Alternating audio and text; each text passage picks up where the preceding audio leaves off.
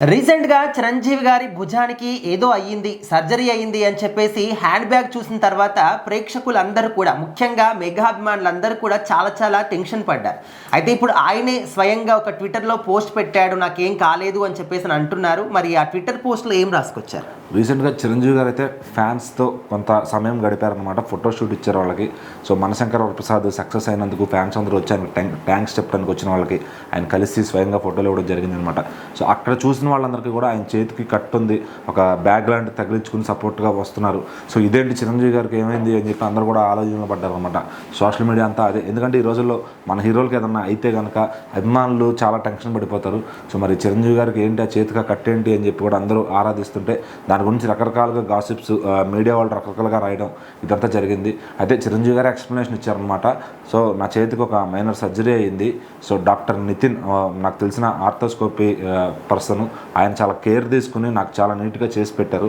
So నాకు ఎప్పటి నుంచో బాగా తెలిసిన డాక్టర్ ఆయన అని చెప్పి ఆయన ఫోటోతో ఆయనతో దిగిన ఒక ఫోటోని అయితే ఆయన షేర్ చేశారనమాట. సో ఇప్పుడు నేను చాలా బాగా కోలుకుంటున్నాను అని చెప్పి కూడా ఆయన చెప్పడం జరిగింది. సో దాంతో అభిమానులంతా కాస్త ఊపిరి పీల్చుకున్నారనమాట. సో ఏదైనా కానీ మన హీరోలను అలా చూస్తే కనుక అభిమానులకి ఎప్పుడు కూడా కొంచెం టెన్షన్గానే ఉంటుంది. సో అందులో మరి చిరంజీవి గారు లాంటి హీరోకి ఏమన్నా జరిగిందంటే అంటే ఆయన చిన్న గీత పడ్డా కూడా అభిమానులకి అదొక టెన్షన్ పుడుతుందనమాట. సో మరి చిరంజీవి గారు అంత క్లారిటీ ఇచ్చిన తర్వాత అభిమానులు కొంచెం చల్లబడ్డారని చెప్పొచ్చు. సో అప్పటి వరకు రకరకాలుగా మీడియా వాళ్ళు ఏదో ఒక వాళ్ళకి తెలిసిన కథలు రాసి అలా జరిగింది ఇలా జరిగిందని చెప్పి, సో అక్కడ ఏంటంటే ఆయనకి హ్యాండ్కి సర్జరీ అయితే జరిగిందనమాట.